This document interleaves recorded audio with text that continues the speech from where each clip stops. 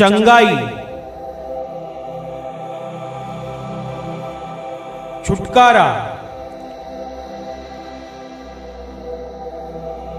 पाप क्षमा, आनंद, शांति, अनंत जीवन।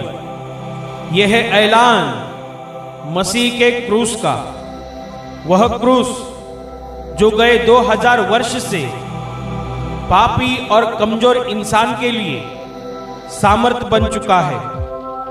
परमेश्वर का पुत्र यीशु मसीह इंसान बनकर 2000 साल पहले धरती पर आया और पापियों की मुक्ति के लिए क्रूस पर बलिदान किया और स्वर्ग के आशीषों को हम पापियों के लिए धरती पर लाया। इसलिए बाइबल कहती है कि परमेश्वर ने जगत से इतना प्रेम रखा कि उसने अपना इकलौता पुत्र दे दिया, ताकि जो कोई उस पर विश्वास करे वह नष्ट ना हो परंतु अनंत जीवन पाए।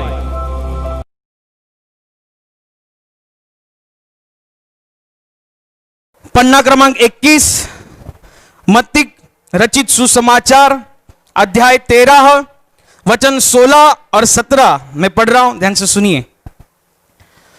पर धन्य है तुम्हारी आंखें कि वे देखती है और तुम्हारे कान कि वे सुनते हैं, क्योंकि मैं तुमसे सच कहता हूं कि बहुत से भविष्यद्वक्ताओं ने और धर्मियों ने चाहा कि जो बातें तुम देखते हो देखे पर न देखी, और जो बातें तुम सुनते हो सुने पर न सुनी। Hallelujah, hallelujah, hallelujah, hallelujah.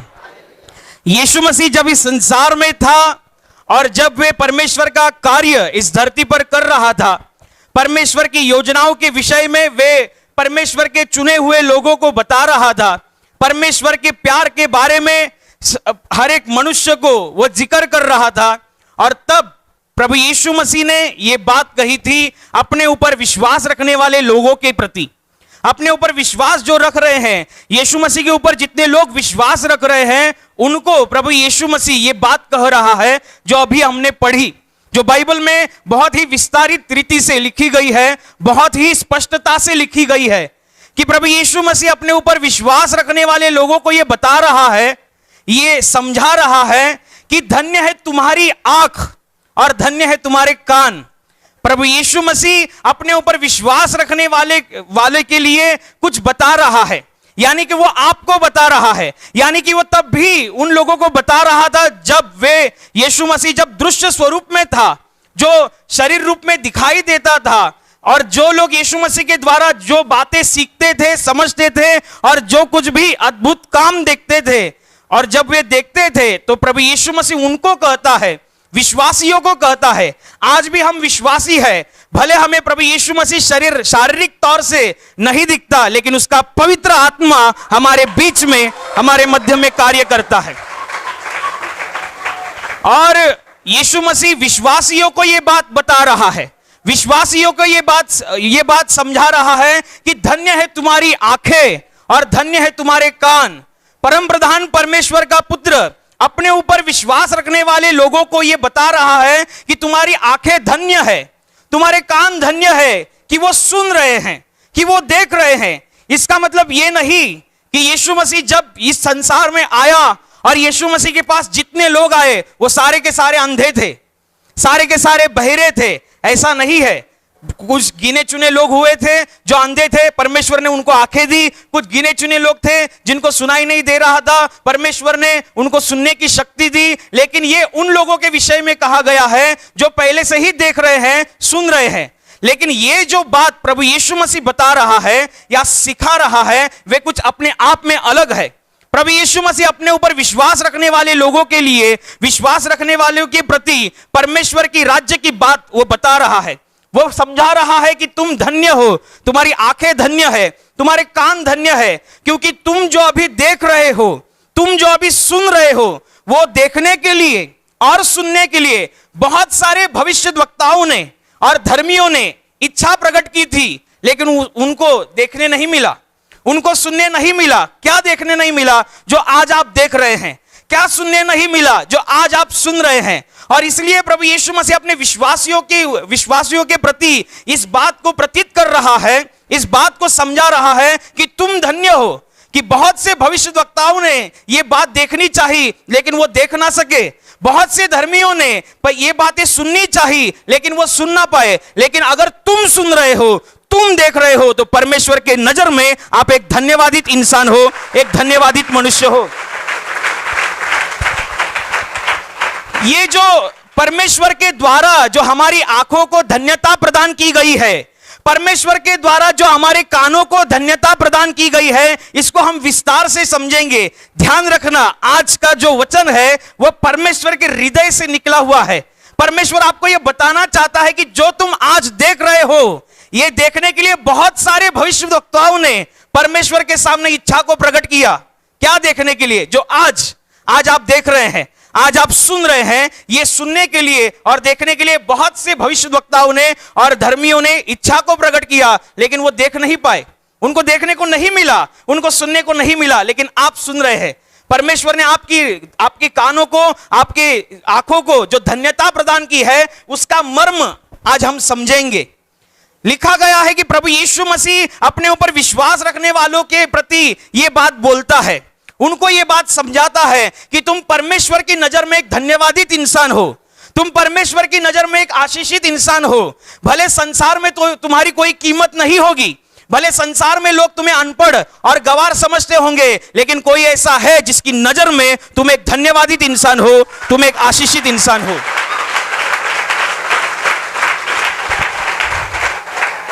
Yeshu मसीह ने यह बात अपने विश्वासियों के लिए क्यों कही?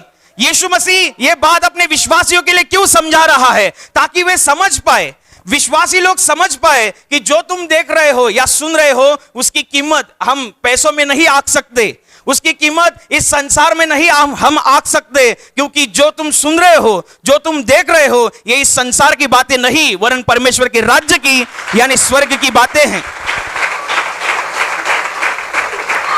और गहराई से समझने के लिए लिखा गया है कि जब परमेश्वर ने अपने लोगों से करार प्रस्थापित किया, परमेश्वर ने अपने लोगों को कुछ नियम दिए, कुछ आज्ञाएं दी, परमेश्वर अपने चुने हुए लोगों को कहता है यदि तुम ये करोगे तो तुम्हें ये आशीषें मिलेंगी, यदि तुम ऐसा जियोगे तो तुम्हें ये आशीषें मिलेंगी। ऐसी बहुत सी आज्ञाएं परमेश्वर ने अपने चुने हुए मनुष्य के द्वारा यानी कि मूसा के द्वारा अपने इजराइल के लोगों को दी थी। बहुत से वचन थे, बहुत सी आज्ञाएं थी, और जितनी भी आज्ञाएं थी वो मनुष्य के हित की थी, मनुष्य के फायदे की थी, उसकी उन्नति के लिए थी, उसके आशीषों के लिए थी। और परमेश्वर ने वो जो नियम था, जो पुराना नियम है, जो मूसा के द्वारा जो व्यवस्था में आज्ञाएं दी गई है, ये अपने लोगों को बताया। लेकिन जब ये जो आज्ञाएं है वो कोई मनुष्य पढ़ता है तो उसे समझ नहीं आता। कोई मनुष्य पढ़ता है पुराने जमाने में, यानी कि जब यीशु मसीह आने से पहले जब भविष्यद्वक्ताओं की किताबों को पढ़ा जाता था या भविष्यद्वक्ताओं की किताबों में लिखित कोई शब्द का उच्चारण किया जाता था, तो कोई भी इंसान सहजता से नहीं कर सकता था। वो किताब को हाथ लगाने के लिए, किताब को पढ़ने के लिए चुने हुए लोग हुआ करते थे, जिसको बाइबल में शास्त्री लोग कहा गया है और बाइबल में याजक लोग कहा गया है। वे ही लोग परमेश्वर के उस नियमावली की पुस्तकों को हाथ लगा सकते थे। और वो नियमावली की पुस्तक खाली नियमावली नहीं थी, उसमें मनुष्य के हित की बातें थी, उसमें मनुष्य के आशीषों के लिए, उसकी उन्नति के लिए बातें थी। इतना ही नहीं, वरन परमेश्वर के राज्य की यानी कि अनंत जीवन की बातें उन पुस्तकों में लिखी थी। और ये बातें समझाने के लिए याजक वर्ग हुआ करता था, ये बातें समझाने के लिए एक शास्त्री वर्ग हुआ करता था, जो पढ़ते थे और लोगों को समझाते थे कि पवित्र शास्त्र में परमेश्वर ने आपके विषय में यह लिखा है। लेकिन वास्तविकता यह है कि जो लोग वो पढ़ रहे थे, उनको खुद को ही नहीं पता था कि उसका मतलब क्या होता है, उनको खुद को ही नहीं पता था कि इसका अर्थ क्या होता है। क्योंकि परमेश्वर की बातें न ही बुद्धिमान अपनी बुद्धि से, ना ही ज्ञानी पुरुष अपने ज्ञान से, ना ही ताकतवान पुरुष अपनी ताकत से, बल्कि परमेश्वर की बातें एक सच्चा हृदय वाला विश्वासी इंसान ही जान सकता है। और ये लोग जो थे, जो शास्त्री वर्ग थे, जो याजक वर्ग थे, जो गुरु वर्ग था, वो ये परमेश्वर के नियमों को पढ़कर लोगों को सुनाते थे, उनके ऊपर उपदेश करते थे, लेकिन असल में उनको खुद को ही ज्यादा पता नहीं था। वो सही रीति से परमेश्वर के वचन का आकलन नहीं कर सकते थे, क्योंकि ये स्वर्ग की बातें हैं, ये परमेश्वर की बातें हैं, ये उसके हृदय की बातें हैं, और हृदय की बातें समझना ये मानवीय बुद्धि की काम नहीं है, ये मानवीय इंसान का काम नहीं है, ये किसी मानवीय ताकत का काम नहीं है। इसलिए वे जो शास्त्री थे वो शास्त्री होंगे, लेकिन वो मनुष्य थे। याजक थे लेकिन वो मनुष्य थे। कुछ समझ में नहीं आता, उनको खुद समझ में नहीं आता था कि क्या लिखा है असल में, इसका सही सही आकलन क्या है, इसका सही सही अर्थ क्या है, उनको खुद को ही नहीं पता। तो उसमें से उनको परमेश्वर की जो उन्नति की बातें थी वे भी वो समझ नहीं पाए, परमेश्वर की जो आशीषों की बातें थी वे भी उनको समझ नहीं पाए, क्योंकि लिखा क्या है, परमेश्वर बताना क्या चाहता है, कुछ नहीं मालूम। भविष्यद्वक्ताओं की किताबों में लिखी हुई बातें याजक वर्ग पढ़ता था, शास्त्री वर्ग पढ़ता था और लोगों को उपदेश करता था, लेकिन असल में उनको नहीं मालूम कि क्या लिखा है। परमेश्वर इस बात से हमें क्या बताना चाहता है, हमें क्या सिखाना चाहता है, हम क्या करें कि स्वर्ग से आशीष उतरे और हमारे जीवन के बंद दरवाजे भी परमेश्वर के आशीषों के द्वारा खुल जाए। उनको सही आकलन करना नहीं आता था।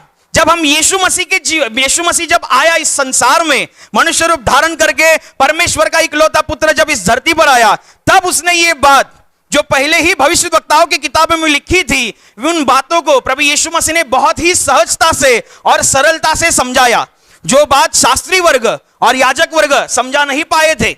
उन्होंने सालों साल बिताए परमेश्वर के एक वचन का अर्थ समझने के लिए, उन्होंने सालों साल बिताए परमेश्वर के द्वारा आशीषों के रहस्य को प्राप्त करने के लिए सालों साल बिताए, महीनों महीने बिताए। कुछ लोग बूढ़े भी हो गए, फिर भी सही आकलन नहीं कर पाए कि परमेश्वर ने हमारे विषय में, हमारी आशीषों के विषय में, हमारी उन्नति के विषय में क्या लिखा है, वे सही सही सटीक सटीक आकलन नहीं कर पाए। लेकिन जब यीशु मसीह आया तब उसने बहुत ही सरलता से और सहजता से सारे लोगों को समझाया और लोग समझ गए, लोग समझ गए। जब हम पढ़ते हैं कि बाइबल में लिखा गया है कि जब यीशु मसीह संसार में था और जब वो स्वर्ग के अधिकार से कार्य कर रहा था, परमेश्वर ने ही उसे अधिकृत रीति के द्वारा इस धरती पर भेजा था, मनुष्यों को बचाने के लिए, उनसे उनकी पापों की क्षमा प्राप्ति करने के लिए और अनंत काल का जीवन प्रदान करने के लिए यीशु मसीह धरती पर था। और उसके द्वारा बहुत अनगिनत चमत्कार हुए, अनगिनत लोगों ने विश्वास किया, अनगिनत लोगों ने अपने जीवन में शांति का अनुभव किया। और जो वहां पे शास्त्री वर्ग थे, याजक वर्ग, जिनके ऊपर जिम्मेदारी थी कि शास्त्रों का अध्ययन करके लोगों को समझाना है करके, उनको खुद ही नहीं समझता था तो लोग उनके पास नहीं जाते थे, सब यीशु मसीह के पीछे जाते थे, क्योंकि यीशु मसीह के मुंह से निकला हुआ हर एक शब्द मनुष्य के हृदय को एक शांति का, एक आनंद का अनुभव करवाता था। तब शास्त्री फरीसी तिलमिला उठे और यीशु मसीह के पास गए कि कौन से अधिकार से तू ये काम करता है, हम शास्त्री वर्ग है, हम याजक वर्ग है, हमें काम करना है, हम उपदेश देने वाले हैं, लेकिन तुम कौन से अधिकार से ये काम करते हो? किसने दिया तुम्हें अधिकार चमत्कार करने का?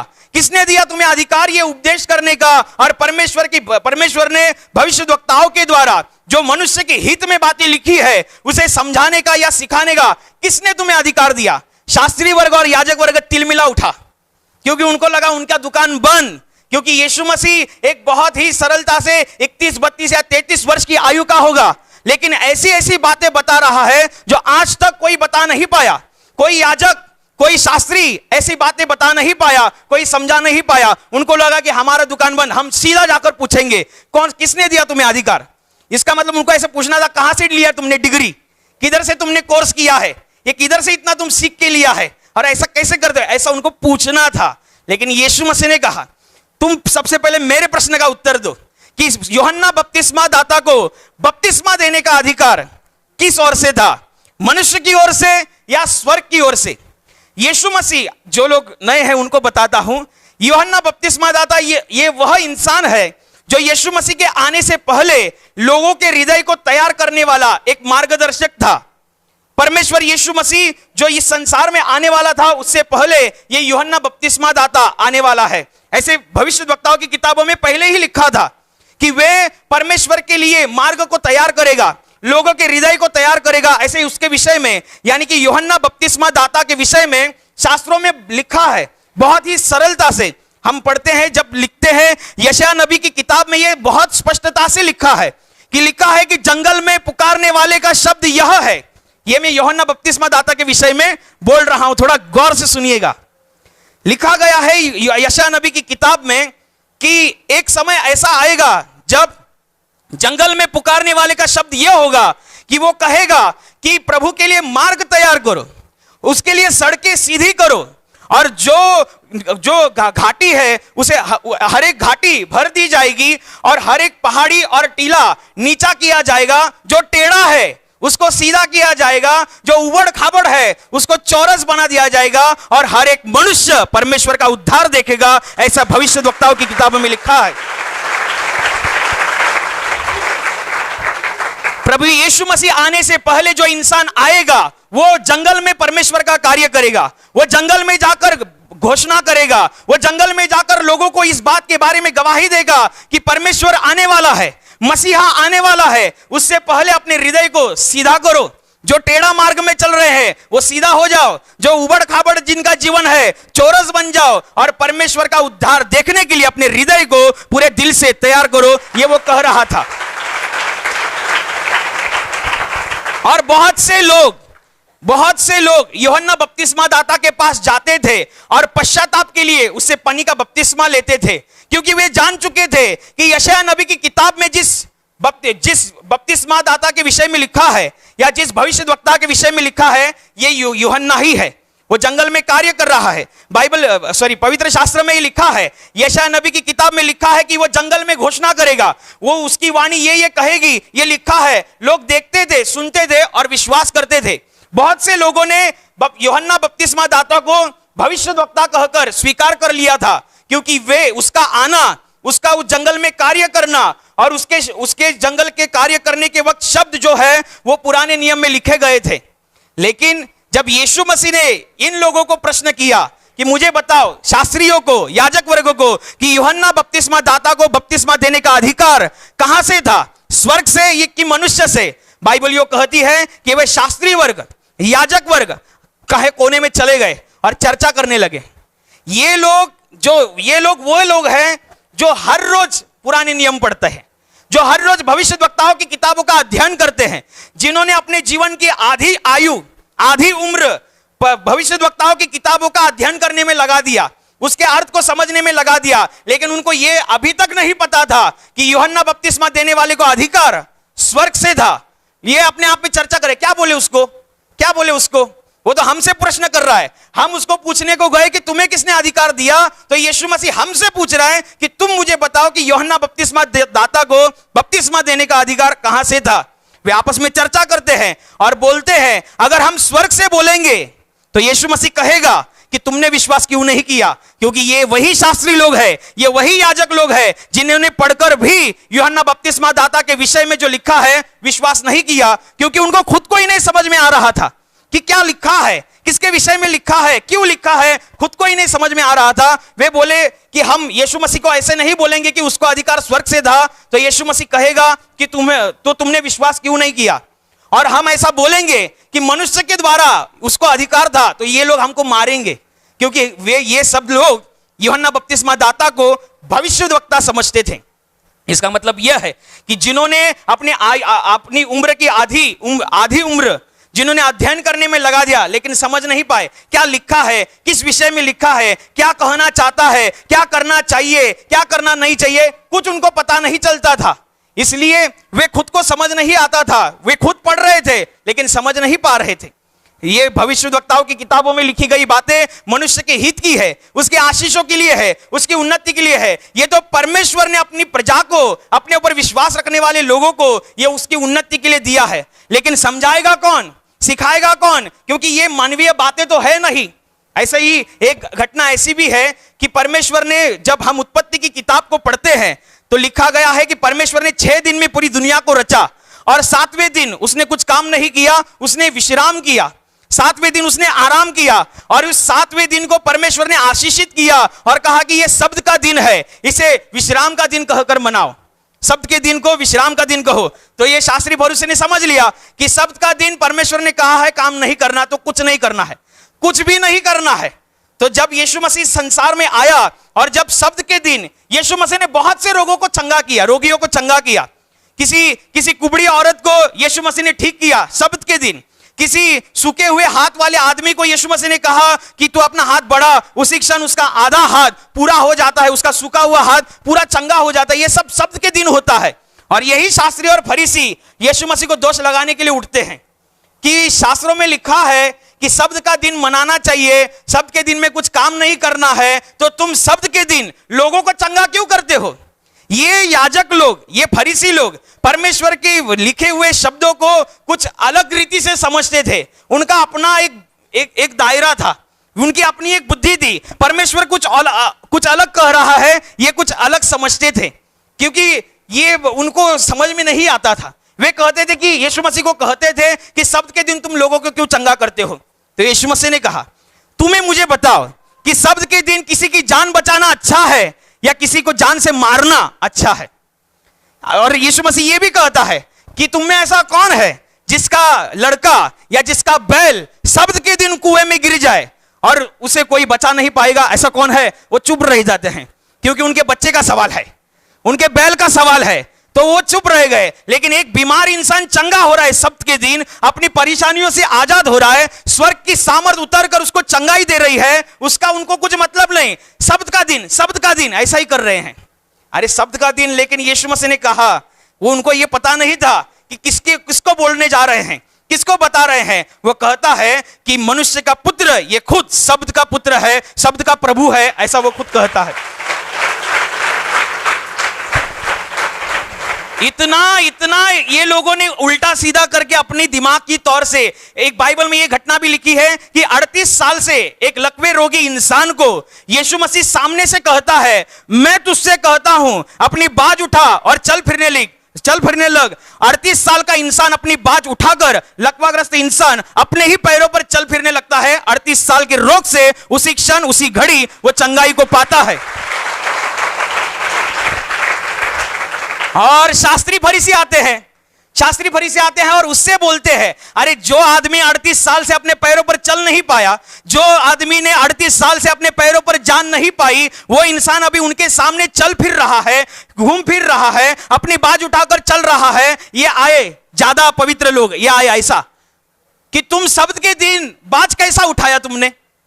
उनका मतलब ये था कि वो बाज, मतलब मराठी में कुबड़ी बोलते हैं, तुम कैसा उठाए? ये तुमको उठाना नहीं चाहिए था। शब्द के दिन में ऐसा काम नहीं करना है, ऐसा लिखा गया है। अरे तुमको क्या मालूम? परमेश्वर ये खुद कह रहा है, परमेश्वर ये बता रहा है कि तुम मुझे कहो कि क्या उचित है शब्द के दिन करना। अच्छा काम करना ये उचित है कि बुरा काम करना ये उचित है?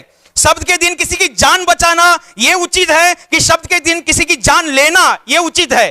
तो ये थोड़े थोड़े तितर बितर जाते हैं। ये कुछ बोल रहा है, ये सही है, लेकिन हमारा दिमाग ये मान नहीं रहा है, क्योंकि उनका अपना एक तजुर्बा था।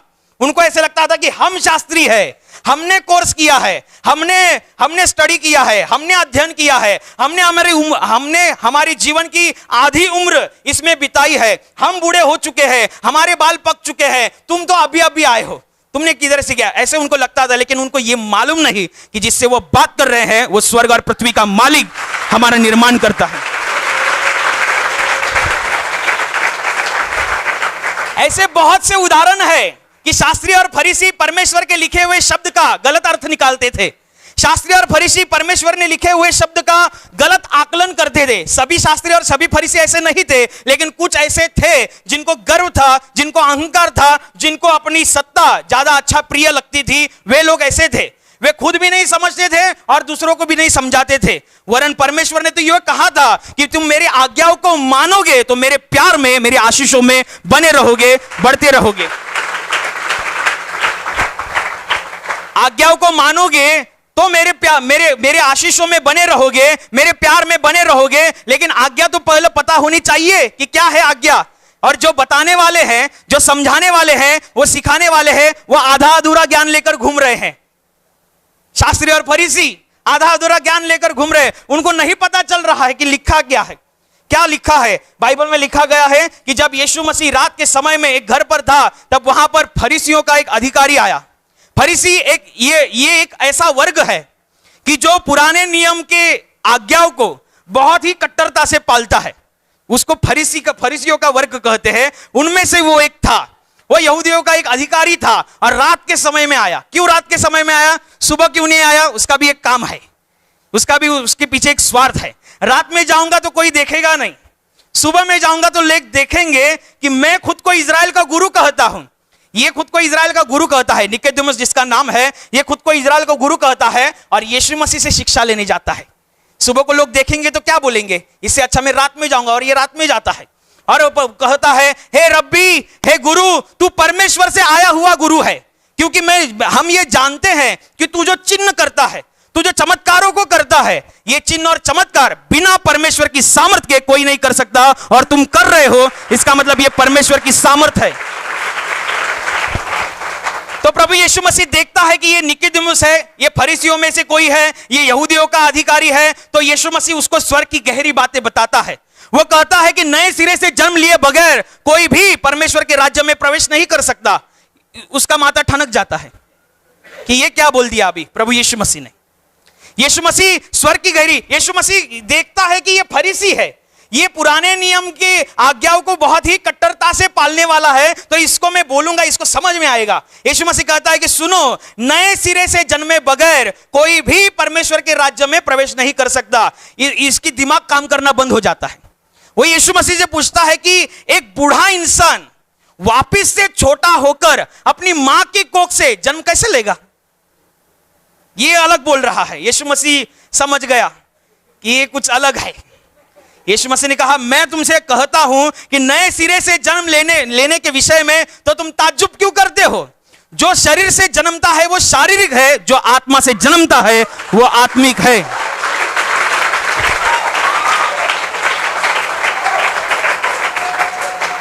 जो आत्मा से जन्मता है वो आत्मिक है। फिर भी नहीं समझता तो फिर से पूछता है, ये बातें कैसी होगी? ये आप जितना बोल रहे सब ठीक है, लेकिन ये कैसे होगा? तो यीशु मसीह ने कहा, तुम इजराइल के गुरु होकर भी तुम्हें इतनी भी बात पता नहीं। इसका मतलब मैं आपको ये बताना चाहता हूं कि तब के जमाने के लोग, जो शास्त्री खुद को कहलाते थे, जो याजक खुद को कहलाते थे, लेकिन वो परमेश्वर की बातों को नहीं समझ पाते थे जो पहले से ही लिखी है। वो उसका आकलन नहीं कर पाते थे जो पहले से ही लिखी है, और उनको खुद को ही नहीं पता, जिनके ऊपर जिम्मेदारी रखी है परमेश्वर की आज्ञाओं को बताने के लिए या उसके विषय में उपदेश करने के लिए, उनको खुद को ही नहीं पता है, तो लोगों को क्या पता चलेगा? लोगों को क्या आज्ञाएं समझेंगी? और आज्ञा ही नहीं समझी तो आज्ञाएं कैसे मानेंगे? और मानेंगे ही नहीं तो परमेश्वर में के प्यार में कैसे बढ़ेंगे? ये बहुत ही कठिन हो चुका था तब के जमाने में, जब यीशु मसीह नहीं था। लेकिन जब यीशु मसीह आया, जब स्वर्ग और पृथ्वी के मालिक ने अपना दायरा इस पृथ्वी पर रखा, अपना पैर इस पृथ्वी पर रखा, तो लोगों ने परमेश्वर की इन्हीं बातों को, इन्हीं रहस्यों को, इन्हीं भेदों को बहुत ही सहजता से और सरलता से समझा कि लोग समझ गए कि परमेश्वर का राज्य कैसा है। ये कोई ऐसी बात नहीं है। जब यीशु मसीह संसार में कार्य कर रहा था, यीशु मसीह जब लोगों को उपदेश दे रहा था, एक अनपढ़ से अनपढ़ इंसान भी परमेश्वर की राज्य के विषय में समझ सकता था। एक गवार से गवार इंसान भी परमेश्वर के राज्य के विषय में समझ सकता था, क्योंकि यीशु मसीह बोलता ही ऐसे था। वो अगर किसानों के बीच में खड़ा है और किसानों को परमेश्वर के राज्य के बारे में बताना है, तो बाइबल यो कहती है कि यीशु मसीह उनको ऐसे कहता है कि देखो, परमेश्वर का राज्य किसी बीज बोने वाले के समान है। कोई कुछ बीज मार्ग के किनारे गिरते हैं तो पंछी आकर उन्हें खा जाते हैं। कुछ बीज पथरीले रास्ते पर पड़ते हैं तो वहां पर वो मिट्टी ना होने के कारण उग तो जाते हैं, लेकिन जब सूरज होता है तो वो जलकर राख हो जाते हैं। कुछ बीज झाड़ियों में गिरता है, तो बीज झाड़ियों में गिरता है तो झाड़ियां ज्यादा बढ़ने के कारण बीज की जो खुद की जो बढ़ाई है वो कम हो जाती है। और कुछ बीज अच्छी भूमि पर गिरते हैं, वहां 100 गुना, 60 गुना और 30 गुना फल आता है। ये जो मैंने बताया इसका बहुत आकलन है, लेकिन टाइम कम है अपने पास। मैं थोड़ा थोड़ा शॉर्टकट में बताऊंगा। लेकिन किसानों को जब यीशु मसीह बोल रहा है स्वर्ग के राज्य के विषय में, तो उनको समझ में आए उस रीति से यीशु मसीह बोल रहा है। अगर यीशु मसीह का सुनने के लिए कोई व्यापारी लोग आए हैं जो बिजनेस करते हैं, उनको अगर परमेश्वर के राज्य के बारे में बताना है, तो यीशु मसीह कहता है कि देखो, परमेश्वर का राज्य उस एक व्यापारी के समान है जो किसी एक अनमोल मोती की खोज में है। जब उस व्यापारी को वो अनमोल मोती मिलता है, वो अपना सब कुछ बेच बाच के वो एक अनमोल मोती खरीद लेता है, तो व्यापारी लोग भी समझ जाते हैं कि परमेश्वर के राज्य की तुलना इस धरती पर किसी से नहीं हो सकती। ये अपने आप में कुछ अलग है। जब यीशु मसीह मछुआरों के बीच में है, तो मछुआरों के लिए कहता है कि देखो, परमेश्वर का राज्य कोई एक बड़े जाल के समान है। कोई एक जाल समंदर में फेंकता है और हर प्रकार की मछलियां उस पर इकट्ठा होती है। जाल भर जाता है तो वो उसे खींच लाकर किनारे पर रखते हैं। अच्छी मछलियां बर्तनों में जमा की जाती है और बाकी का जो कूड़ा है वो फेंक दिया जाता है। वैसे ही अंत के दिनों में होगा। स्वर्ग से स्वर्गदूत उतरेंगे और धर्मियों से दुष्टों को अलग करेंगे और उनको अंधेरी काल कोठरी में जहां दांत पिसना और रोना चालू है, यानी कि नरक में डालेंगे। यीशु मसीह हर एक के विषय में बताता था। कोई व्यापारी इंसान है तो उसको जैसे समझे उसी विषय में बताता था। कोई किसान है तो उसको उसी विषय में बताता था। कोई धनी इंसान है तो उसको उसी विषय में बताता था, क्योंकि वो परमेश्वर था, उसे बातें मालूम थी। जब ये बातें जो लोगों के लिए अपरिचित थी, लोग समझ नहीं पाते थे, लेकिन जब यीशु मसीह ने खुद से देखा कि परमेश्वर लोगों से कितना प्रेम रखता है, कि जो बातें ज्ञानी लोग नहीं समझ पाए, जो बातें समझदार लोग नहीं समझ पाए, जो बातें संसार के धनी लोग नहीं समझ पाए, वे बातें उसके ऊपर विश्वास रखने वाले एक साधारण विश्वासी भी समझ जाता है। साधारण विश्वासी भी समझ जा रहा है। बाइबल में लिखा गया है कि जो बातें तुम अभी देख रहे हो, जो बातें तुम अभी सुन रहे हो, ये बातें सुनने के लिए और ये बातें देखने के लिए बहुत से भविष्यद्वक्ताओं ने अपनी इच्छा को परमेश्वर के सामने रखा। यह अपने आप में बहुत गहरी बात है कि हमारी आंखों को जो परमेश्वर ने धन्यता को प्रदान किया है, या हमारी कानों को जो परमेश्वर ने धन्यता को प्रदान किया है, यह धन्यता की तीव्रता कितनी है। अगर इस बात को आपको गहराई से समझना है तो परमेश्वर के इस वचन की ओर ध्यान दीजिए। परमेश्वर यीशु मसीह कहता है कि बहुत से भविष्यद्वक्ताओं ने अपने जीवन काल में यही बातें देखने के लिए परमेश्वर के सामने इच्छा को रखा था, लेकिन उनको देखने को नहीं मिला। बहुत से भविष्यद्वक्ताओं ने, भविष्यद्वक्ता बहुत से लिखा है, इसका मतलब किसी एक के विषय में नहीं लिखा है, बहुत से भविष्यद्वक्ता। देखा जाए तो किसी एक भविष्यद्वक्ता की जीवन से हमारा जीवन मैच नहीं हो सकता, हमारा जीवन तालमेल नहीं खा सकता, क्योंकि भविष्यद्वक्ताओं का जीवन अपने आप में बहुत संघर्षमय है।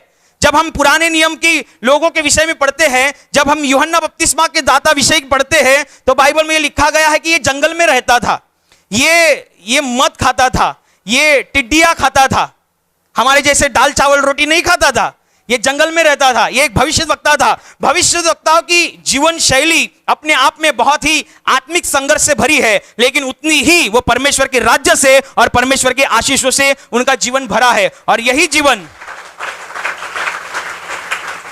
बाइबल में लिखा गया है दानियल भविष्यद्वक्ता के विषय में। ये दानियल भविष्यद्वक्ता शेरों के सामने खड़ा था, भूखे शेरों के सामने ये खुद खड़ा है और सामने भूखे शेर खड़े हैं। ये भविष्यद्वक्ताओं की जीवनी में मैं आपको बता रहा हूं। ऐसे भविष्यद्वक्ता कई सारे होकर गए हैं और उन भविष्यद्वक्ताओं की जीवन से परमेश्वर हमारी तुलना करता है कि देखो, वे लोग नहीं देख पाए, लेकिन तुम देख रहे हो, क्योंकि तुम परमेश्वर की नजर में एक धन्यवादित इंसान हो।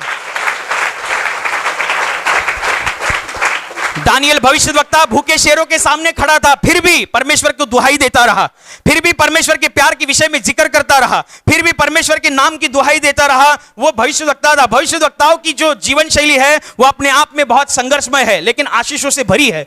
एक भविष्यद्वक्ता की जीवन शैली अगर हम अपने जीवन से तुलना करने जाएंगे तो वो बहुत अलग है। उसकी जीवन शैली हमारे 10-20 जन्म हो जाएंगे तो उसका एक अकेले का जीवन हो जाएगा, एक भविष्यद्वक्ता का जीवन, और हमारे 10-20 जीवन वैसा हो जाएगा। लेकिन यीशु मसीह कहता है बहुत से भविष्यद्वक्ता, एक भविष्यद्वक्ता के जीवन से हमारा जीवन तालमेल नहीं कर सकता, लेकिन परमेश्वर ने जो स्वर्ग से जो आपके ऊपर अनुग्रह किया है और उस अनुग्रह के द्वारा परमेश्वर ने जो आपकी आंखों को और कानों को धन्यता दी है, उस धन्यता को प्रकट करते समय यीशु मसीह बता रहा है कि बहुत से भविष्यवक्ताओं ने नहीं देखा, लेकिन तुम देख रहे हो। उन्होंने देखने की इच्छा को दर्शाया, उन्होंने सुनने की इच्छा को दर्शाया, ना वो सुन पाए ना वो देख पाए, लेकिन तुम समझ रहे हो। तब के कार्यकाल में परमेश्वर की आशीषों को या परमेश्वर की सामर्थ को लोग थोड़े थोड़े पैमाने में देखते थे, थोड़े थोड़े पैमाने में। मराठी में अच्छा शब्द है, टप्प्या टप्प्या नहीं, थोड़े थोड़े पैमाने में देखते थे। आशीषें थी, पवित्र आत्मा था, लेकिन जो कार्य आज होता है वैसे तब नहीं होता था। परमेश्वर के लोग थोड़े थोड़े पैमाने में देखते थे, लेकिन आज अब भी ये आज 19 तारीख है, बराबर, आज 19 तारीख है। अभी मैं ये प्रवचन करके चला जाऊंगा, लेकिन उसके बाद जब पवित्र आत्मा मंडराएगा तब आप देखेंगे कि जो जो स्पर्श होता है तब आपको पता चलेगा, तब आपको पता चलेगा। आधे घंटे में कम से कम 50 से ज्यादा गवाही आप सुनेंगे। 50 से ज्यादा गवाहियां, ये 50 परमेश्वर के प्यार करने के तरीके हैं, ये 50 परमेश्वर के कार्य करने के तरीके हैं, ये 50 परमेश्वर के गुणों को प्रकट करेंगे आधे घंटे में। और तब के लोग थोड़ा थोड़ा करके देखते थे, थोड़ा थोड़ा पैमाने में। लेकिन आज जो हम प्रभु यीशु मसीह के कृपा के कार्यकाल में जी रहे हैं, आज हम आधे घंटे में 50 गवाहियां सुनकर भी हो जाएंगी। आपको पता भी नहीं चलेगा कि 50 होकर 50 से ज्यादा ही होती है, लेकिन मैं एक कम आंकड़ा बता रहा हूं। 50 से ज्यादा गवाही आप सुनते हैं। जब आप गवाही सुनेंगे, जब आप किसी के ऊपर भारी सामर्थ उतरती हुए देखेंगे और वो इंसान गिरता हुआ देखेंगे, तो ये समझ लेना स्वर्ग से आपकी आंखों को, आपके कानों को धन्य ठहराया गया है।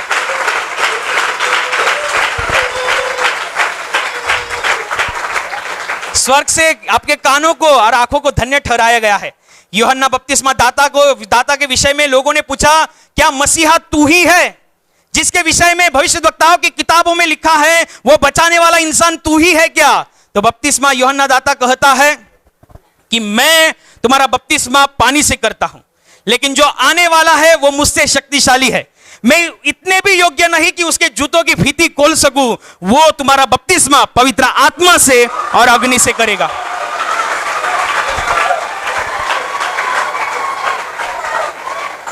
अपने आप में बहुत ही गहरी बातें हैं। तो समय कम है, नहीं तो मैं और बता देता था कि आपकी आंखें कितनी धन्य है। आप अगर इस वचन को घर जाकर पढ़ना, देखना क्या लिखा है। लिखा यह है कि यीशु मसीह ये कहता है कि मैं तुमसे सच कहता हूं कि भविष्यद्वक्ताओं ने और धर्मियों ने, अभी इस बात के ऊपर गौर करना, मैं तुमसे सच कहता हूं। ये बोल कौन रहा है? सच यानी कि सत्य। यीशु मसीह कहता है मैं ही मार्ग, मैं ही सत्य और मैं ही जीवन हूं। यीशु मसीह खुद अपने आप में सत्य की नदी है, वो सत्य का स्रोता है। उसके भीतर से, उसके अंदर से सत्य निकलता है, और यह सत्य स्वर्ग का, राज्य का और परमेश्वर के वचनों के ऊपर आधारित है।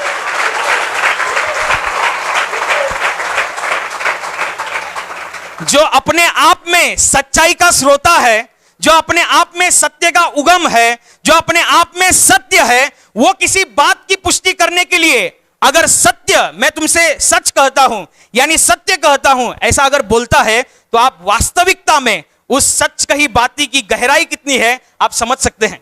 ये बहुत ही गहरा है, बहुत ही गहरा। लेकिन आप इतना याद रखो, आप इतना याद रखो कि स्वर्ग का जो परमेश्वर है, जो स्वर्ग के उच्च स्थान में विराजमान है, वह परमेश्वर ये कहता है, बाइबल में लिखा गया है, जब यीशु मसीह खुद भी देखता था कि भविष्यद्वक्ता अपनी उम्र गवाते थे, काले बाल सफेद हो जाते थे, लेकिन परमेश्वर की बातों को समझ नहीं पाते थे। लेकिन आज जो मैं इस धरती पर आया हूं, जो मेरे पिता ने मुझे इस धरती पर भेजा है अपने लोगों को बचाने के लिए, और जो परमेश्वर अपने वचनों को, अपने शब्दों को अपने लोगों के सामने कैसी सहजता से प्रकट करता है।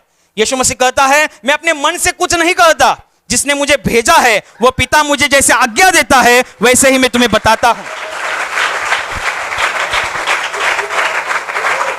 यीशु मसीह अपने आप में इतना आनंदित है कि वो देखता है कि कहां शास्त्री लोग, कहां फरीसी लोग, कहां याजक वर्ग लोग, कहां तजुर्बेधारी लोग, और कहां एक साधारण इंसान जो खुले दिल से परमेश्वर को प्रभु और मसीहा कर कर ग्रहण करता है और स्वर्ग की आशीष उसके ऊपर उतरती है। ये बात यीशु मसीह को, ये बात परमेश्वर के पुत्र को अपने आप में बहुत ही आनंददायी लगी। लूका रचित सुसमाचार अध्याय 10 वचन 21 में लिखा गया है, उस घड़ी पवित्र आत्मा में होकर आनंद से भरते हुए यीशु मसीह ने कहा, क्या कहा? यीशु मसीह ने कहा, जो लोग सुन रहे हैं परमेश्वर के वचन के विषय में, जो लोग देख रहे हैं परमेश्वर की सामर्थ को, और यीशु मसीह देख रहा है कि परमेश्वर कितनी सहजता से अपने लोगों को बता रहा है, कितनी सहजता से लोग परमेश्वर के चमत्कारों को और अद्भुतों को देख रहे हैं, कितनी सहजता से यीशु मसीह अपने आप में आनंद से भरता है। वो तब कह उठा था 2000 वर्ष पहले, आज भी कहता है। वो कहता है, आप पढ़ सकते हैं लूका रचित सुसमाचार अध्याय 10 वचन 21 में लिखा है, हे पिता, जो तू स्वर्ग और पृथ्वी का प्रभु है, मैं तुझे धन्यवाद देता हूं कि ये बातें जो तूने ज्ञानियों और समझदार इंसानों से जो गुप्त रखा, जो छुपाए रखा, वो तूने अपने बालों के ऊपर, यानी अपने ऊपर विश्वास रखने वालों के ऊपर प्रकट किया है।